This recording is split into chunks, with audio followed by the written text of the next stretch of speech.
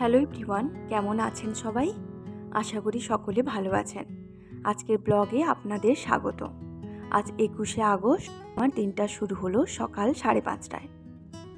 আজকের ব্লগে আপনাদের সাথে শেয়ার করব আমার বাড়ির কাজের পাশাপাশি সিটেট প্রিপারেশানের জার্নি। মাত্র 14 দিন বাকি।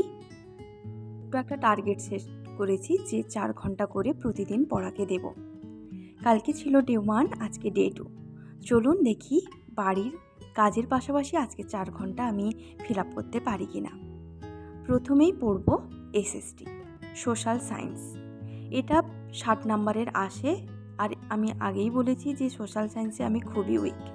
তবুও এইটুকু সময়ে যতটুকু করা যায়। আমি প্ল্যান করেছি যে প্রথমে পিওয়াইকিউগুলো করব, সেইগুলো ভালো করে রিভাইজ করব।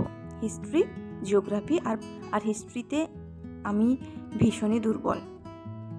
আর পড়ার আগে আমি টাইমারটাকে সেট করে নেব। টাইমারটা সেট করলে বোঝা যায় যে আমি সারাদিন ঠিক কতটা সময় পড়াকে দিলাম। আমি জল খেলে বা পড়া থেকে উঠে গেলে টাইমারটা অফ করে দিই। শুধু যতটুকু সময় পড়ি বা লেকচার শুনি সেইটুকু সময় টাইমারটা অন থাকে। আমি এসএসটির প্রিভিয়াস ইয়ার কোশ্চেনের যে ম্যারাথন ক্লাসটা আছে সেটা দেখছি, নোট প্রিপেয়ার করছি। প্রথমে আগের দিনে যে নোটগুলো প্রিপেয়ার করেছিলাম সেগুলো পড়ে নিব ভালো করে, তারপর নতুন নোট তৈরি করব।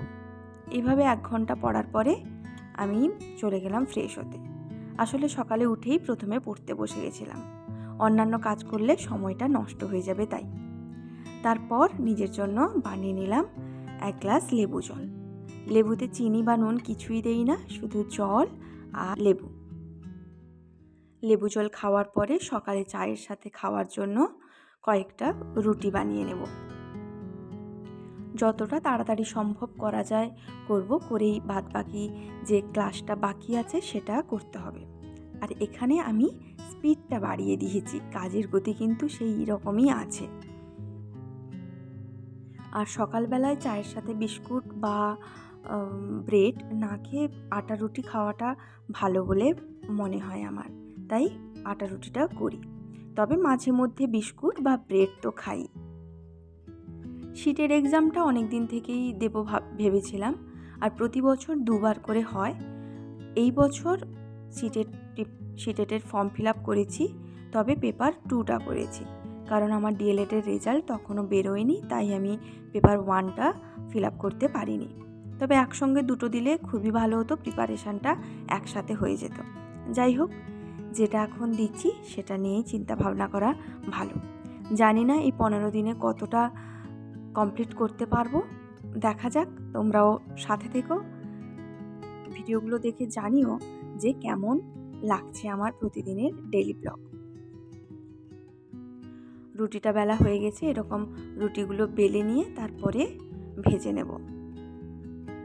বিয়ের আগে পড়াকে সময় দেওয়া যতটা সহজ হয়, আসলে তখন কাজের চাপটা বা দায়িত্বটা বেশি থাকে না।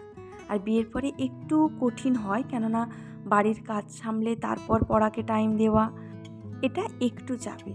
আসলে মাথায় দুটো জিনিস ঘুরতে থাকে, যে পড়াটা কতটা কমপ্লিট হলো, আবার এদিকে বাড়ির কাজগুলো হলো না, কোথায় অগোছালো হয়ে পড়ে আছে। যাই হোক, আমার রুটিটা হয়ে গেছে, রুটিটা রেখে দেবো, এখন খাবো না। এখন ভেজানো ছোলা খেয়ে বাকি যে পড়াটা আছে সেটা করে নেব। তো 1 ঘন্টার মতো এসএসটির যে আগের দিনের পড়াগুলো করেছিলাম, এবারে নতুন যে প্রিভিয়াস ইয়ারের কোশ্চেনের ক্লাসটা আর নোটগুলো তৈরি করে নেব। আসলে সিটেটে এনসিইআরটি থেকে প্রশ্ন আসে, আর আমাদের তো এনসিইআরটি পড়া নেই, তাই একটু সমস্যা হয়। এই নোটগুলো আজকে বানিয়েছি, প্রায় 1 থেকে 3, 4, 5 পাতা মতো। এগুলো কালকে পড়ব। এখন এসএসটিটাকে রাখছি। সকালে প্রায় এই 2.5 ঘন্টার মতো পড়লাম। এরপরে আমি প্রিভিয়াস ইয়ারের কোশ্চেন, সিডিপি, ইংলিশ আর বেঙ্গলি এমসিকিউ কোশ্চেন আনসারগুলো করব। আগের দিন 90-এর মধ্যে 61 পেয়েছিলাম, আজকে দেখা যাক কত পাই। আগে চাটা বানিয়ে নিই, তারপরে রান্নাঘরে ঢুকলে রান্নাঘর থেকে বেরোনো মুশকিল। এ কাজ ও কাজ করতে করতে সময়টা কেটে যায়, তবুও কাজ আর শেষ হয় না। যাই হোক, চাটা বানিয়ে নিয়েছি আর চায়ের সাথে রুটি নিয়ে নেব। আমাদের নিজেদের মন হচ্ছে সবথেকে বড় শত্রু। আমরা যখন কোনো ভালো কিছু করব ভাবি বা করতে যাই, তখন মনে হাজারো নেগেটিভ চিন্তা চলে। অন্যজন বলার আগেই আমাদের মাথায় চলতে থাকে হাজারটা নেগেটিভ কথাবার্তা। চা খাওয়ার পরে ভাবলাম রান্নাটা করে ফেলি, ভাতটা বসিয়ে দিলাম। এদিকে ঘরটা ভীষণ নোংরা হয়েছিল, তাই ঝুলগুলো ঝেড়ে দিচ্ছি। ঝুল ঝেড়ে তারপরে ঘরটাকে ঝাঁটিয়ে নেব। সকালে কোনো কাজই করিনি পড়ার জন্য, আর ঘরটা পরিষ্কার করে তারপরে রান্নার দিকে যাব। আজকে রান্নায় করব তেমন বেশি কিছু নয়, ইলিশ মাছের টক, মোচার ঘন্ট। শিলিগুড়িতে এখন ইলিশ মাছটা বেশ ভালোই উঠছে এবছর, বেশ টাটকা এবং খুব সুস্বাদু। আগের বছর কিন্তু আমরা ইলিশ মাছ এত টাটকা শিলিগুড়িতে পাইনি। এই যে আমার কাজে হেল্প করে দিচ্ছে, কাজে হেল্প করলে নিজেদের কাজটা অনেকটা এগিয়ে যায়। এদিকে আমি টকটা বসিয়ে দেব, কুমড়ো ঢ্যাঁড়স দিয়ে তেঁতুলের টক করব, দেব ইলিশ মাছ। আপনাদের ইলিশ মাছের টক নাকি ইলিশ মাছের ঝাল দেওয়া খেতে ভালো লাগে, মানে ভাপা, সেটা জানাবেন। এদিকে মোচাটাও কাটা হয়ে গেছে। মোচাটাকে একটু নুন আর হলুদ দিয়ে জলে কিছুক্ষণ ভিজিয়ে রাখবো। টকটা হয়ে গেছে, টকটা নামিয়ে রাখলাম। এরপর আবার কড়াইতে গরম জলে হলুদ আর নুন, যে মোচাটা ধুয়ে রেখেছিলাম কেটে, সেটা দিয়ে দেব। কিছুক্ষণ ফোটার পরে মোচাটা নামিয়ে আনবো। আজকে রান্না শেষ করেই লাঞ্চটা করে ফেললাম, লাঞ্চ থালাটাও সাজিয়ে নিলাম।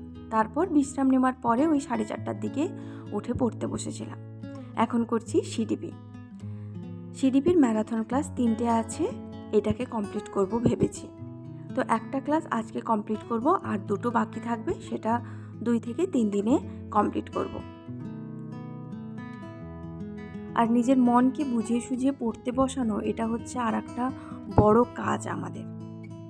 সময় তো থাকে, যদি ইচ্ছা থাকে প্রচুর কাজের মাঝখানেও সময় বের করানো যায়, কিন্তু এই যে মন, ঠিক আমরা কোনো ভালো কাজ করতে যাব তখনই অলসতা, তখনই অনেক কিছু বাহানা চলতে থাকে মনের মধ্যে।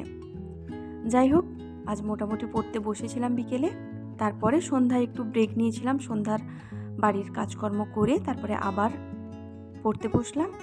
এই 7:30টার দিকে, এখন বাজে 7:29, আর আমার 4 ঘন্টা ফিল আপ হলো পড়ার। এইভাবে ডে 2টা কাটলো এবং আমি 4 ঘন্টা ফিল আপ করতে পেরেছি। ব্লগটা কেমন লাগলো জানাবেন, আর চ্যানেলটিকে সাবস্ক্রাইব করে পাশে থাকবেন।